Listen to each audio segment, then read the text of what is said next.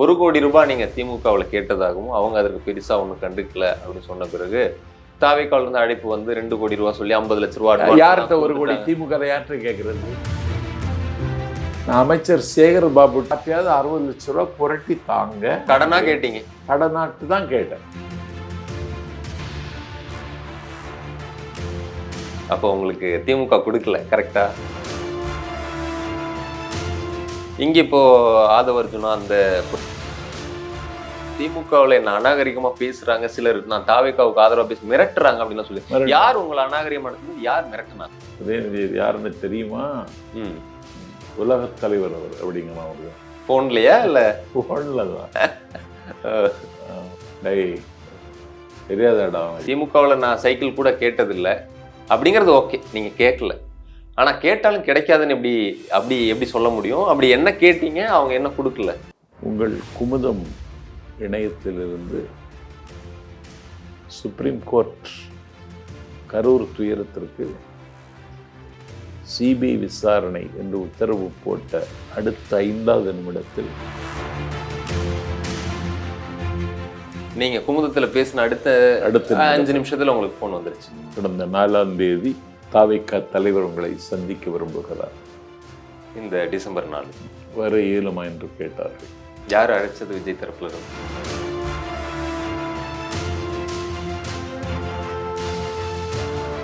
இதுவரைக்கும் தேர்தலை சந்திக்காத விஜய் டெல்லி எஜமானர்களை பார்த்து கொள்கை எதிரி, தமிழ்நாட்டின் தர்பாரில் இருக்கிற தம்பிரான்களை பார்த்து அரசியல் எதிரின்னு வகைப்படுத்தி எங்களுக்கும் திமுகவுக்கும் தான் போட்டின்னு அறிவிச்சார் பாருங்க.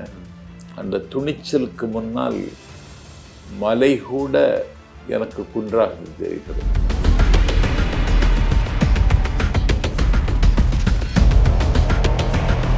ஆனா கரூர் துயர சம்பவத்தை நீங்களும் பார்த்துருப்பீங்க. ஒரு அசம்பாவிதமா இருந்தா கூட, திட்டமிட்ட ஒரு செயல்னு யாரும் சொல்லலைன்னா கூட, அவர் அதை வந்து பயந்து போயிட்டாரு. எதிர்த்து நின்று இருக்கலாம், அதையெல்லாம் அவர் வந்து செய்யலையே.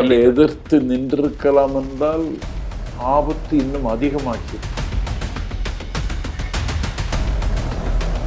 எல்லாருக்கு வீட்லேயும் தொலைபேசியில் தொடர்பு கொண்டு பேசிட்டார். அவங்க அதில் கன்வின்ஸ் ஆனாங்க பாருங்க.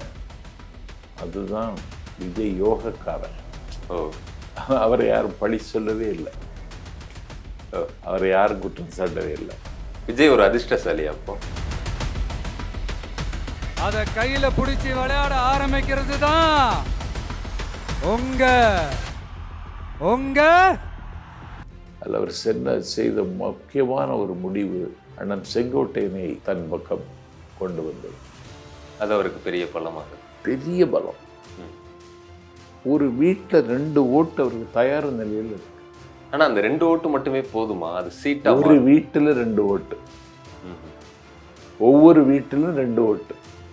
மீனவ சமூக மக்கள் கம்ப்ளீட்டா ஒரு ஆள் பாக்கி இல்லாம விஜய்க்கு தான், விஜய்க்காக. ஓ, அவரை இன்னொரு எம்ஜிஆராக அவங்க பார்க்குறாங்க. அவர் சுறா நடிச்சதெல்லாம் ஒரு காரணமா என்னன்னு தெரியல. அவர் எம்ஜிஆராக பார்க்குறாங்கன்னு தான் நினைக்கிறேன்.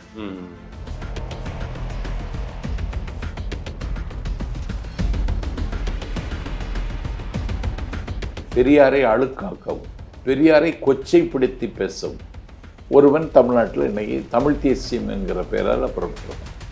சீமான சொல்றீங்களா? ஆமாம். அவனுக்கு என்ன திமிர் துணிச்சல்! டெல்லி அவனை ஆட்டுவிக்கிறது, பிஜேபி அவனுக்கு பாதுகாப்பாக இருக்கிறது. விஜய் இன்னும் ஒரு கூட்டணியை தானே தேடி 234 பேர் தனித்து போட்டின்னு இல்லை, இன்னும் 400 தொகுதி இருந்தாலும் தனித்து போட்டின்னு தான் அறிவிப்பார் சீமான். ஏன்னா அவருக்கு வசூல். இந்த 234 தொகுதியில் நிற்கிறேன், எனக்கு ஏதாவது பண்ணுங்கன்னு சொல்லிட்டு வசதி உள்ளவங்க வாசலில் போய் நிற்பார் அவர். இதுதான் வேலையே இருக்கு. உதயநிதி அதிகாரத்தில் இருக்கிற துணை முதலமைச்சர் பிறந்த நாளையே யாரும் கண்டுகிடலை.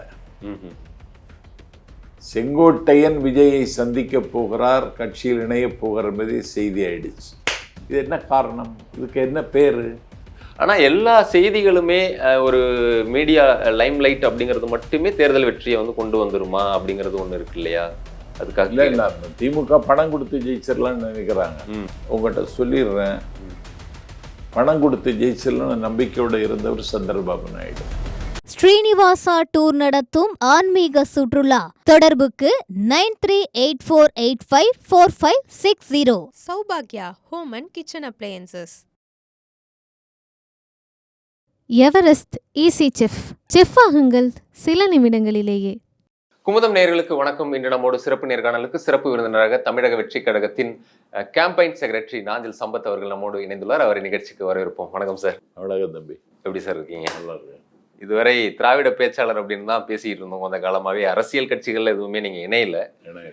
இப்போ தமிழக வெற்றி கழகத்துல ஒரு 6 ஆண்டுகள் எந்த கட்சியிலையும் பணியாற்றாமல் தாவேக்காவை தேர்ந்தெடுக்க என்ன காரணம் சார்? தாவேக்கா காலத்தின் தேவை, தாவேக்கா காலத்தின் கட்டாயம், தாவேக்கா காலத்தின் குரல். மிக நீண்ட இடைவெளிக்கு பிறகு சாமானிய மக்களினுடைய ஆதரவோடு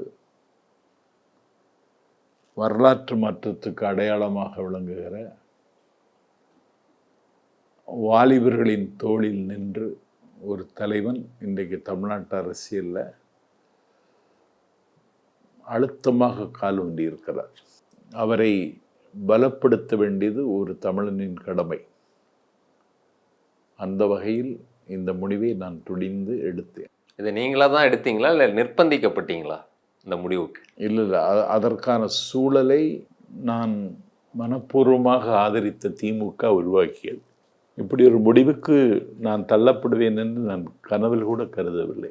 உங்கள் குமுதம் இணையத்திலிருந்து சுப்ரீம் கோர்ட் கரூர் துயரத்திற்கு சிபிஐ விசாரணை என்று உத்தரவு போட்ட அடுத்த 5வது நிமிடத்தில் அறிவாலயத்திலிருந்து அண்ணன் ஸ்டாலினுக்கு துணையாக திமுகவின் தலைவிதியை தீர்மானிக்கிற ஒருவராக இருக்கிற ஒருவர் என்னிடத்தில் அலைபேசியில் தொடர்பு கொண்டு என்ன தோனி மாறுதே அப்படின்னார். நீங்க குமுதத்தில் பேசின அடுத்த 5 நிமிஷத்துல உங்களுக்கு ஃபோன் வந்துருச்சு. இல்லையே, பழம் புளிக்கும் பால் இனிக்கும் என்பது எப்படி உண்மையோ அது மாதிரி நான் சொன்னது உண்மை. இதில் எந்த உள்நோக்கமும் கிடையாது அப்படின்னு சொன்னேன். அதற்கு பிறகு அடுத்தடுத்து நடவடிக்கைகள் ஒரு நெருக்கடிக்குள்ளே நான் தள்ளப்பட்டேன். 7-8 வள்ளுவர் கோட்டத்தில் நடைபெற்ற அறிவுத்திருவிழாவில் காலத்தின் கருணை கருப்பும் சிவப்பும் என்ற புத்தகத்தை வெளியிட்டு ஒரு 10 அமர்வுகளுடன் நடந்த அறிவுத்திருவிழாவில் நான் நிராகரிக்கப்பட்டேன். என்னை விட தகுதியானவர்கள் அங்கே இருந்தார்கள், பேசினார்கள் என்றால் கூட தாங்கிக் கொள்ளலாம். ஆனால் ஒரு முகம் தெரியாத செத்துப்போனால் தூக்க 4 பேர் இல்லாத அனாதைகளை எல்லாம் அங்கே கொண்டு உட்கார வைத்து அறிவுத்திருவிழாவில் பேச வைத்தார்கள். அவமானங்களையும் அவமதிப்புகளையும் சகித்து கொள்வதும் ஒரு வகை தியாகம்தான்.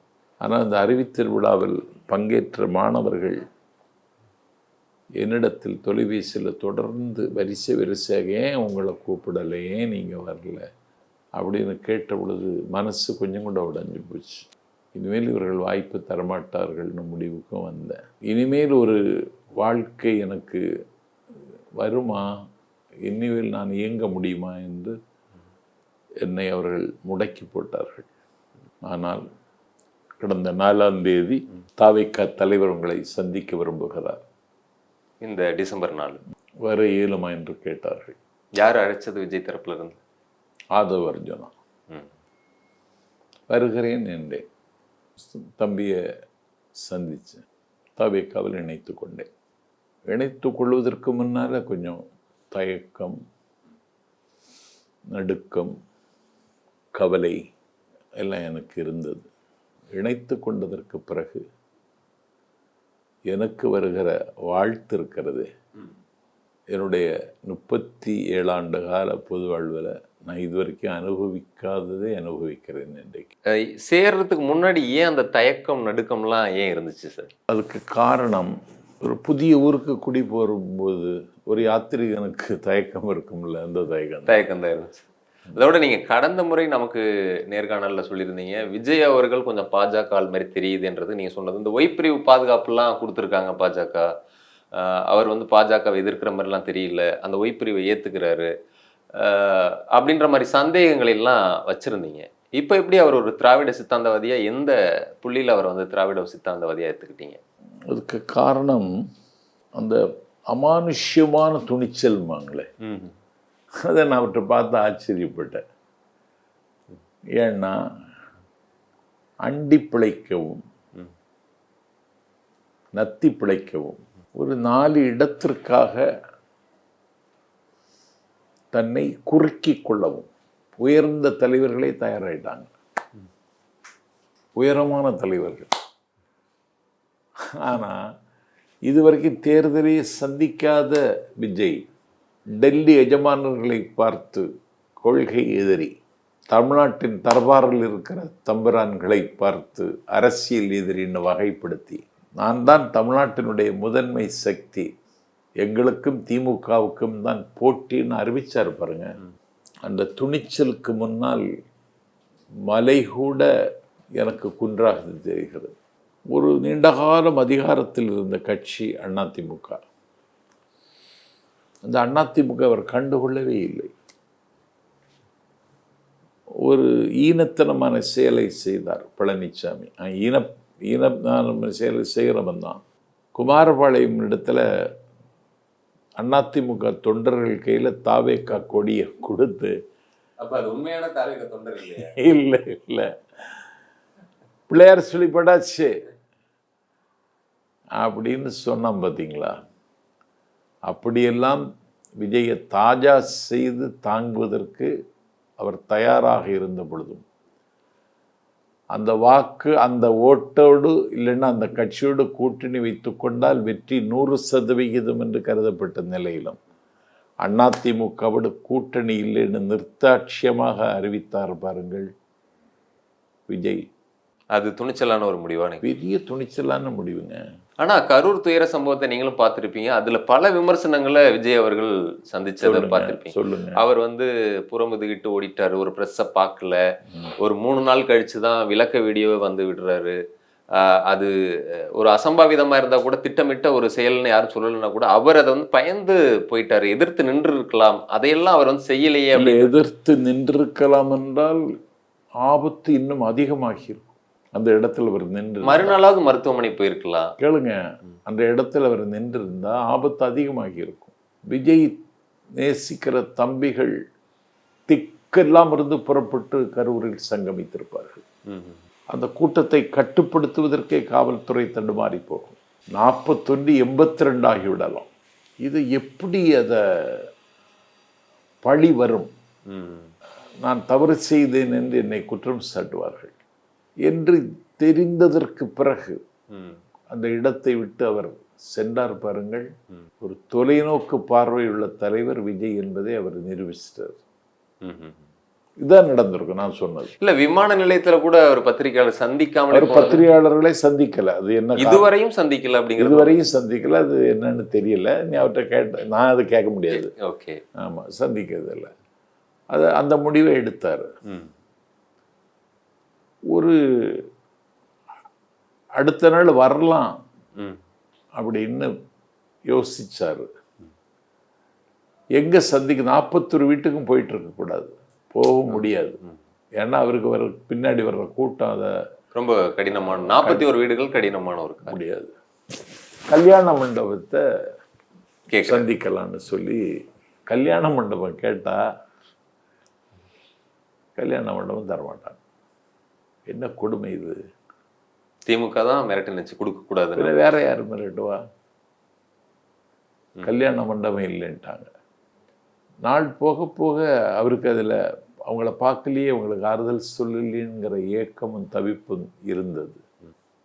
எல்லாருக்கும் வீட்லேயும் தொலைபேசியில் தொடர்பு கொண்டு பேசிட்டார். அவங்க அதில் கன்வின்ஸ் ஆனாங்க பாருங்க. அதுதான் விஜய் யோகக்காரர்.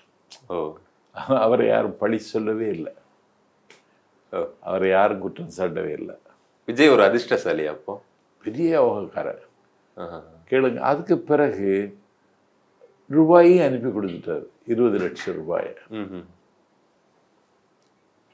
ஒரு சராசரி தலைவனாக இருந்தால் அந்த இடத்துல நின்று மலர் வளையம் வாங்கிட்டு வர சொல்லி மலர் வளையம் வச்சு ஆறுதல் சொல்றது மாதிரி படம் எடுத்து அதை வெளிவிட்டிருப்பான். அந்த இடத்துக்கு அவர் போகலை. 20 லட்ச ரூபாய் கொடுத்ததுக்கு பிறகு எல்லாரையும் சென்னைக்கு அழைத்து வாருங்கள்னு சொல்லி ஒவ்வொரு குடும்பத்திட்டையும் தனியாக பேசி, உங்கள் குடும்பத்தில் ஒருவன் நான் உங்களோட இருப்பேன் அப்படின்னு சொல்லி அவங்க அதுவே போதும்னு சொன்னாங்க. தவேகாவில் தலைவர் விஜயை ஏற்றுக்கொண்ட ஒரு தோழர், கல்லூரி தாளாளர், அந்த 41 வீட்டுக்கும் போய் 5000 ரூபாய் ஒவ்வொரு வீட்டுக்கும் கொடுத்துட்டு அவங்க வங்கி கணக்கை வாங்கி அடுத்த திங்களிலிருந்து நான் சாகிற வரைக்கும் மட்டுமில்லை, நான் சாம்பலாகி போனதற்கு பிறகு அதற்குரிய திட்டத்தை அறிவிச்சிட்டு தான் நான் சாவேன்னு சொல்லிட்டு வங்கி கணக்கையும் வாங்கி அவர்கள் எல்லாருக்கும் ஆயுள் காப்பீடு செய்தார்.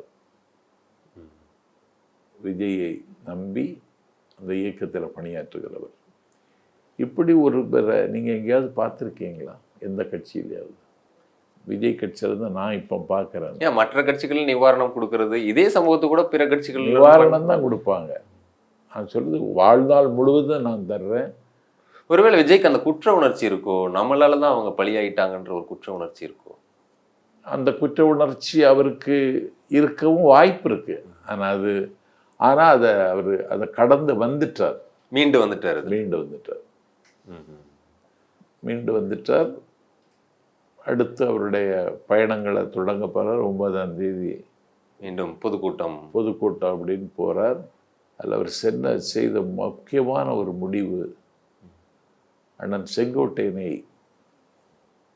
தன் பக்கம் கொண்டு வந்தது. அது அவருக்கு பெரிய பலமாக இருக்கு. பெரிய பலம். உங்ககிட்டே செங்கோட்டையன் தான் பேசினாரா கட்சிக்கு வர சொல்லி? எதுவும் இல்லை, ஆதவர்ஜுனா தான். செங்கோட்டை பேசுகிறது. செங்கோட்டை நேரத்தை காலையில் பேசினார். சம்பத்தை நான் சென்னையில் இல்லை, நான் வரும்போது உங்களுக்கு தகவல் சொல்லிடுறேன், உங்களை சந்திக்கணும், பேசணும்.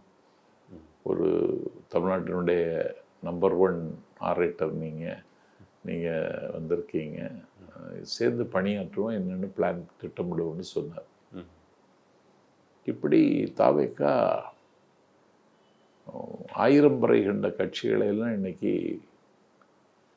கவலை பள்ளத்தில் கொண்டு தள்ளிவிட்டது.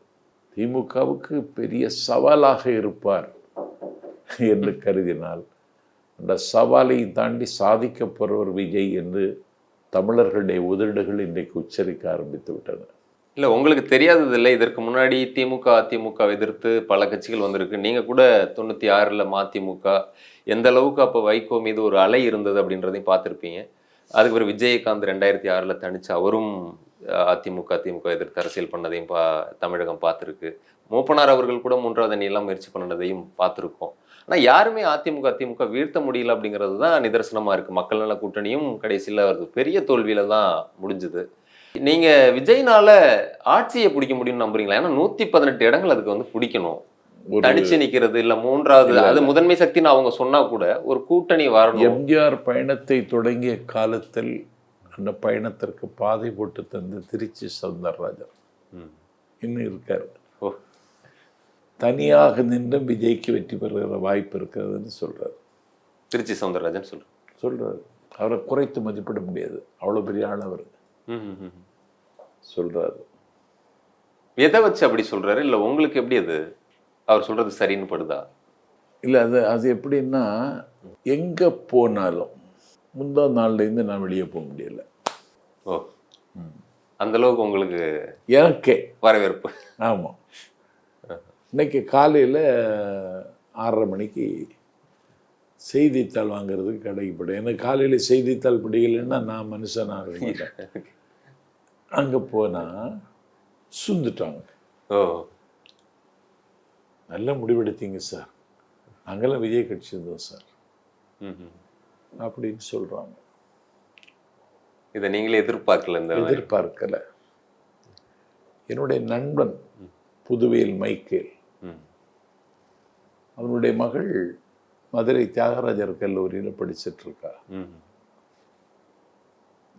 அவ சொல்ற என்கிட்ட, அங்கிள் நாங்கள்லாம் ஏற்கனவே விஜய் கட்சியில் சேர்ந்துட்டோம், நீங்கள் சேர்ந்தது ரொம்ப மகிழ்ச்சி எங்களுக்கு அப்படின்னு சொல்கிறேன். எனக்கு தெரியாது, அவங்க சொல்கிறாங்க. ஒரு வீட்டில் 2 ஓட்டு அவருக்கு தயார் நிலையில் இருக்கு. ஆனால் அந்த 2 ஓட்டு மட்டுமே போதுமா? அது சீட்டா? ஒரு வீட்டில் 2 ஓட்டு, ஒவ்வொரு வீட்டிலும் 2 ஓட்டு. மீனவ சமூக மக்கள் கம்ப்ளீட்டா ஒரு ஆள் பாக்கி இல்லாம விஜய்க்கு தான், விஜய்க்கு ஆதரவு. ஓ, நான் இதெல்லாம் கணக்கெடுத்துட்டேன். அது எந்த ரீதியில சொல்றீங்க? மீனவர்களுடைய வாக்கு, அவர் வெள்ளந்தியான மக்கள் அவரை இன்னொரு எம்ஜிஆராக அவங்க பார்க்குறாங்க. அவர் சுறா நடிச்சதெல்லாம் ஒரு காரணமா என்னன்னு தெரியல, அவர் எம்ஜிஆராக பார்க்குறாங்கன்னு தான் நினைக்கிறேன். இல்லை கம்யூனிட்டி ரீதியாக அப்படி எதுவும் அந்த மாதிரி எதுவும் இருக்கா? அவர் என்ன கம்யூனிட்டின்னு எனக்கு தெரியல. ஓகே. அது மாதிரி பெரம்பலூர், அரியலூர், புதுக்கோட்டை, ராமநாதபுரம், அங்கே இருக்கிற பெரும்பான்மை முத்திரையர் மக்கள் முழுவதுமாக இன்றைக்கு தம்பி விஜய் ஆதரிக்க தொடங்கிவிட்டார். முத்திரையர்கள் விஜய் ஆதரிப்பதன் பின்னணி என்ன சார்? என்னன்னு எனக்கு தெரியல. ஏன்னா அவருடைய கொள்கை தலைவர்களில் கூட எனக்கு தெரிஞ்ச முத்திரையர் சமுதாயத்தை சேர்ந்த யாரும் இருக்க மாதிரி தெரியல. இல்லை, நான் பிறகு இது என்ன காரணம் அப்படின்னு யோசிச்சு ஒரு பேராசிரியர்கிட்ட கேட்டேன். நாங்கள் சொன்னால் கூட இது ஒன்றும் செய்ய முடியாது, அப்படி மக்கள் அப்படி மாறிட்டாங்க, ஊருக்கு அவங்களா கூட்டம் போட்டு விஜய் ஆதரிப்போன்னு முடிவெடுக்கிறாங்க, என்ன காரணம் பேராசிரியர்னு கேட்டேன். பெரும்பிடுகு முத்திரையர் போருக்கு போகும் பொழுது வாகை பூக்களை சூடிக்கொண்டு போனார்னு போகிற போக்கில் ஒரு கூட்டத்தில் பேசினார். ஒரு குட்டி கதை சொன்னாரே விஜய். பெரும்பிடுகு முத்திரையர் அவர் வந்து மன்னர். ஆமாம். அவர் வந்து போருக்கு போகும் பொழுது வாகை பூக்களை சூடினார். அந்த வாகை பூவை கட்சி சுடியில் வச்சுட்டார் விஜய். அந்த ஈர்ப்பு தான் காரணங்கிறாங்க. ஓ, அப்போ விஜய் சமூக ரீதியிலான வாக்குகளை கவர்றதுக்கு இந்த மாதிரியான உத்திகளை சரியா கையாண்டிருக்காருன்னு சொல்லலாம். கையாண்டுட்டாரு. கைமேல் பலனும் கிடைத்து விட்டது. ஏன்னா அவருடைய ஏற்கனவே கொள்கை தலைவராக இருக்கிறதுலே சில விமர்சனங்கள் இருந்துச்சு. காமராஜர் நாடார் மக்களை கவர்றதுக்கு அது உதவும், அம்பேத்கர் தலித் மக்களுடைய வாக்குகளை கவர்றதுக்கு அது உதவும், அஞ்சலி அம்மாள் வன்னியர் மக்களுடைய வாக்குகளை கவர்றதுக்கு உதவும், வேலு நாச்சியார், இப்படி அவர் அந்த கொள்கை தலைவர்னு சொல்லிட்டு அதுலேயே சமூக ரீதியான வாக்குகளை கவர்றதுக்கு மாதிரியான இதை உத்தியை கையாளுறதா ஒரு விமர்சனங்கள் இருந்துச்சு. அது அந்த மாதிரி கொடியிலிருந்து ஆரம்பிச்சு எல்லாத்துலேயுமே அதை இல்லை, அதை நம்ம அப்படி பார்க்கக்கூடாது. இதில் என்ன உங்களுக்கு புரியுதுன்னா, பெரியாரை அவமானப்படுத்தவும், பெரியாரை அழுக்காக்கவும், பெரியாரை கொச்சைப்படுத்தி பேசவும் ஒருவன் தமிழ்நாட்டில் இன்னைக்கு தமிழ் தேசியம் என்கிற பெயரால் புறப்பட்டிருக்கான். சீமான சொல்றீங்களா? ஆமாம். அவனுக்கு என்ன திமிர் துணிச்சல்! டெல்லி அவனை ஆட்டுவிக்கிறது, பிஜேபி அவனுக்கு பாதுகாப்பாக இருக்கிறது. பெரியாரை விமர்சித்தால் விளைவுகள் மோசமாக இருக்கும்னு நானே எச்சரித்தேன். பெரியார் திராவிடர் கழகத்தினுடைய தலைவர் ராமகிருஷ்ணன் சீமானுடைய வீடை முற்றுகையிடுவதற்கு வந்தார். அப்போ பெரியாரை இந்த நாட்டில் கொச்சைப்படுத்துகிற அளவிற்கு டெல்லி எஜமானர்களின் தயவில் சில ஓநாய்கள் குறைக்கின்றன சூழல்ல பெரியார் தான் எனக்கும் தலைவர் அவங்கிறது மாதிரி பெரியாரை முன்னிலைப்படுத்தினார். அதற்கு அடுத்து பாபா சாஹிப் டாக்டர் அம்பேத்கர், இன்றைக்கு இருக்கிற அரசியல் சட்டம் அவர் ஆக்கி தந்தது. ஒடுக்கப்பட்ட பின்தங்கிய மக்களின் ஆதரவு அவரை சும்மா வந்துடுச்சு நினைக்கிறேன். ஒரே நேர்கோட்டில் காமராஜரையும் பெரியாரையும் கொண்டு வந்தார். காமராஜரை காங்கிரஸ் கட்சியை கண்டுகொள்ளவில்லை. ஏன் காமராஜரை கொண்டு வந்தார்னா, குறை கூறி குற்றம் சாட்ட முடியாத ஒரு நிர்வாகத்தை காமராஜர் வழியில் தருவேங்கிறதுக்காக கொண்டு வந்தார். காமராஜர் முதலமைச்சர் அவருடைய வீட்டில் அதிகாலையில் வந்து ஒருவர் கதவு தட்டுகிறார். மாடியில் படுத்து கிடக்கார் காமராஜர். கதவு திறக்கப்பட்டது. காமராஜருக்கு பேரன்.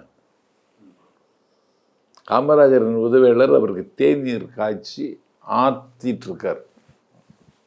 இந்த சத்தம் மாடியில் தூங்கிட்டு இருந்த காமராஜர் கேட்டு இறங்கி வந்துட்டார். வந்துட்டு, என்ன டீ எல்லாம் போட்டுறீங்க, பேரப்பிள்ளை வந்திருக்காமல அவங்க பேரப்பிள்ளை,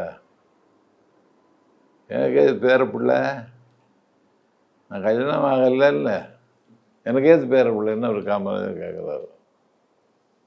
சரி எதுக்கு வந்தான்?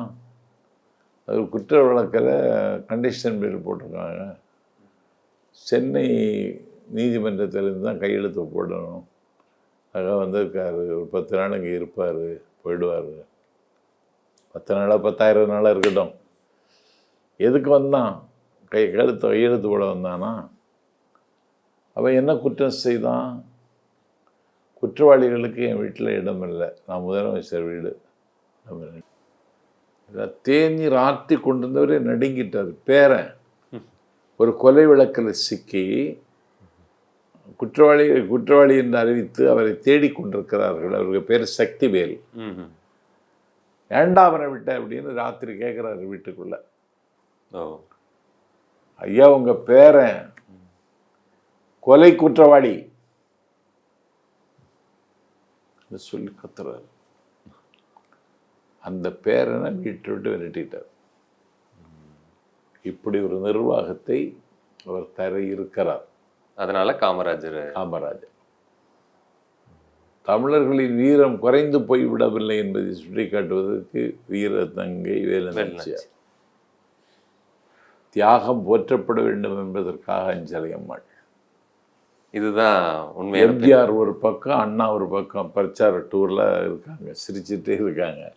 அது 67 77க்கான அடையாளமா இல்லையா? அது ஒரு சிம்பாலிக். 67 அண்ணா, 77 எம்ஜிஆர், 2026 நான் என்பதை உணர்த்துவது. இல்ல அந்த லாஜிக் கரெக்டா இருக்கா சார்? 67 அண்ணா அப்படிங்கும்போது அண்ணாவே திமுக ஆரம்பிச்சு 67 தான் ஆட்சியை பிடிக்க முடியுது. இவர் 2 ஆண்டுகள் கூட ஆகல, இன்னும் 2 ஆண்டு தான் ஆட்சியை பிடிச்சிட முடியுமா அப்படிங்கிற ஒண்ணு வருது. எம்ஜிஆர் அவர்கள் வந்தார் அப்படின்னா உங்களுக்கு தெரியாதது இல்ல, அவருக்கு ஒரு பாரம்பரியம், கட்சியிலே இருந்த திமுகவில் இருந்தார். அதுல இருந்து பிரிஞ்சு வரும்போது அந்த கட்டமைப்புகள்லாம் இருக்கும். அவருடைய ரசிகர்கள், தொண்டர்கள், அந்த கேடர்ஸ் அப்படியே வருவாங்க.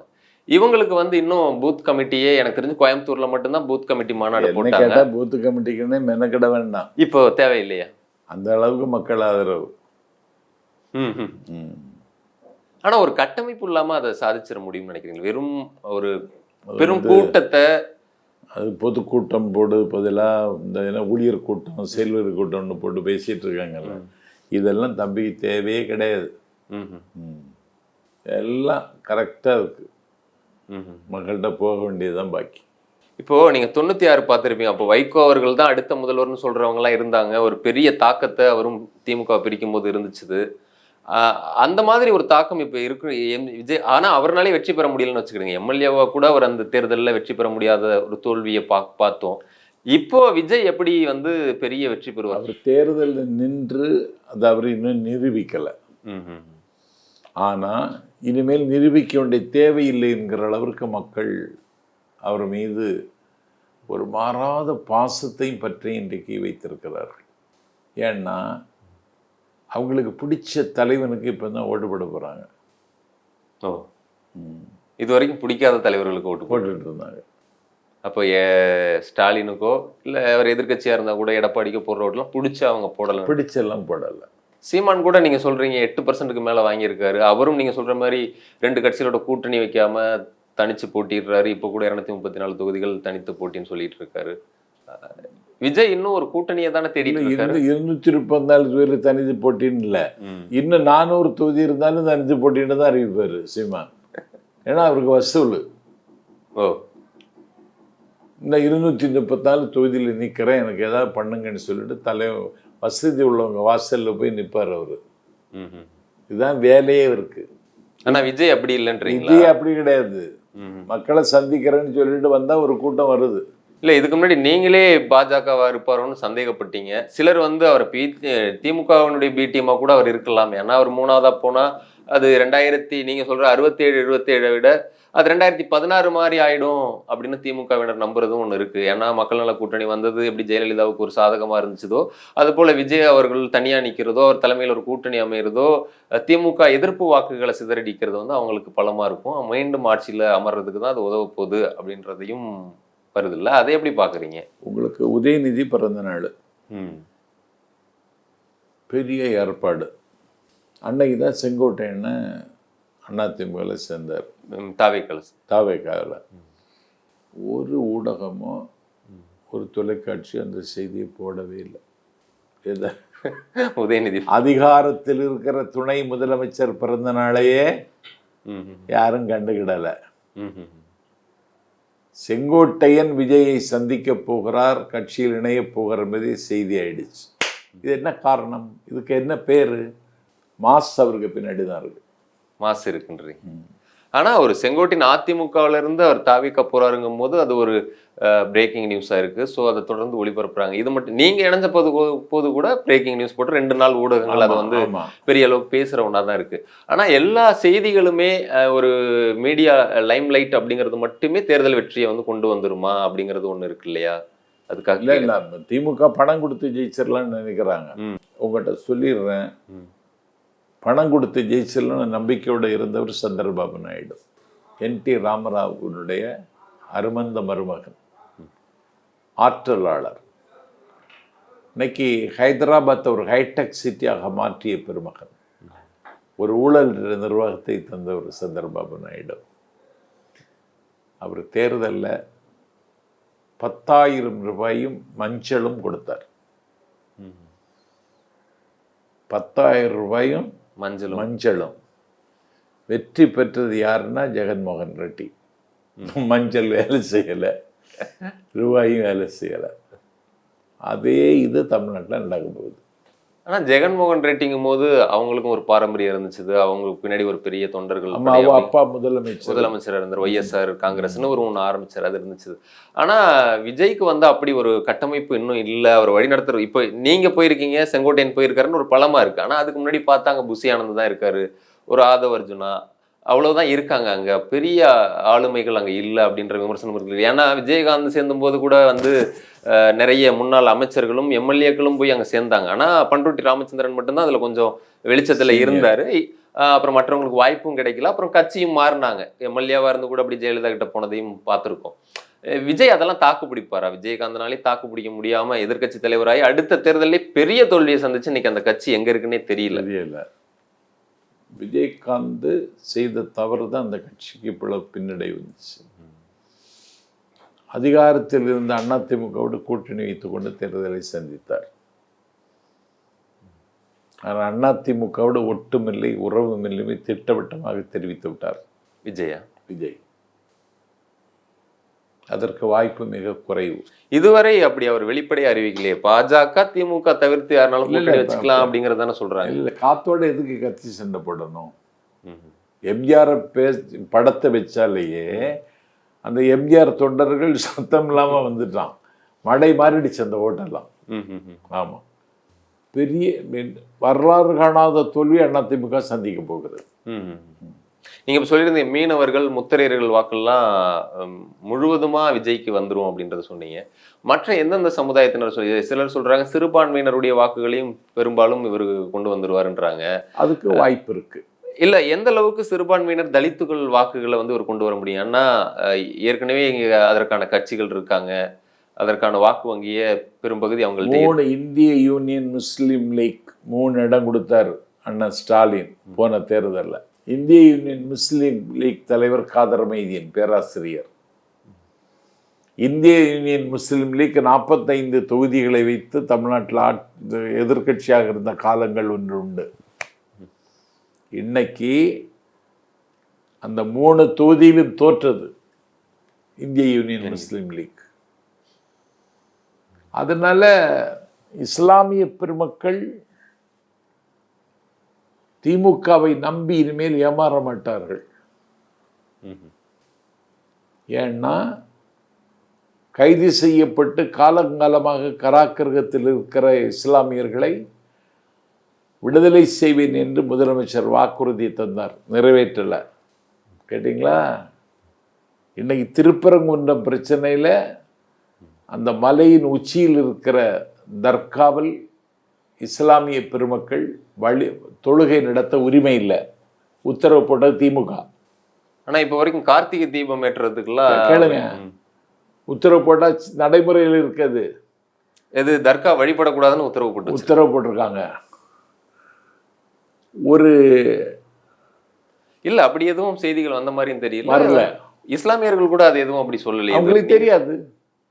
அவங்களுக்கு தெரியாது. இதை வெளிச்சத்துக்கு கொண்டு வரணும். வந்தாலே இவங்க முகமூடி பூரா கிழிஞ்சிடும்.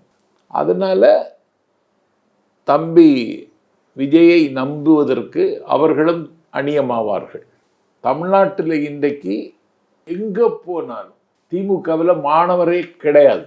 அணி இருக்கிறது, ஆனால் மாணவர்கள் இல்லை. இங்கு அணி இல்லை, ஆனால் மாணவர்கள் இருக்கிறார். இது என்ன அதிசயம் இது? அணி இல்லை, மாணவர்கள் இருக்கிறார்கள். அங்கே அணி இருக்கு, மாணவர்கள் இல்லை. ஆனா அதுல நான் ஒரு ரைமிங்காக கேட்கல, இங்க அணி இல்ல, எல்லாரும் அணில்களா இருக்காங்க, தற்குறிகளா இருக்காங்க அப்படின்ற விமர்சனங்களையும் வச்சுட்டு இருக்காங்க. எப்ப பார்த்தாலும் தாவாத ஏறாத இதையே தான் அந்த பொதுச் செயலாளர் புஷி ஆனந்த் எல்லா கூட்டத்திலும் தற்குறிகள் கேள்விக்குறியாவார்கள், வினாக்குறி வியப்புக்குறியாகும். அது தமிழக அரசியல் நடக்கும். ஆமா, விசிலடிச்சா குஞ்சுகள்னு தான் சொன்னாங்க எம்ஜிஆர். விசிலடிச்சான் குஞ்சுகள் தான் 1977 எம்ஜிஆரை முதலமைச்சராக முடிசூட்டினார்கள். மக்கள் திலகம் எம்ஜிஆர் உயிரோடு இருந்தவரை கோட்டை பக்கம் தலை வைத்து படுக்க திமுக தகுதியற்று கிடந்தது. அது இனிமேல் ஹிஸ்டரி இட்செல்ஃப் ரிப்பீட், சரித்திரம் திரும்பும், சந்தடி ஓயும், உறக்கம் கலையும், உணர்வுகள் பூக்கும், கட்டுகள் அவிழும், மொட்டுகள் மலரும். அந்த அதிசயத்தை தாவேகா தலைவர் விஜய் நிகழ்த்த போகிறார். 1 கோடி ரூபாய் நீங்க திமுகவில் கேட்டதாகவும் அவங்க அதற்கு பெருசா ஒன்றும் கண்டுக்கல அப்படின்னு சொன்ன பிறகு தாவேகால இருந்து அழைப்பு வந்து 2 கோடி ரூபாய் சொல்லி 50 லட்சம் ரூபாய் யார்கிட்ட 1 கோடி திமுக யார்கிட்ட கேட்கறது? நான் அமைச்சர் சேகர் பாபுட்டை கடனாட்டு தான் கேட்டேன். அப்போ உங்களுக்கு திமுக கொடுக்கல, கரெக்டா? இங்க இப்போ ஆதவர்ஜுனா அந்த ஸ்ரீனிவாசா டூர் நடத்தும் ஆன்மீக சுற்றுலா. தொடர்புக்கு 9384854560. சௌபாக்யா home and kitchen appliances. Everest easy chef. Chef ஆகுங்கள் சில நிமிடங்களிலேயே.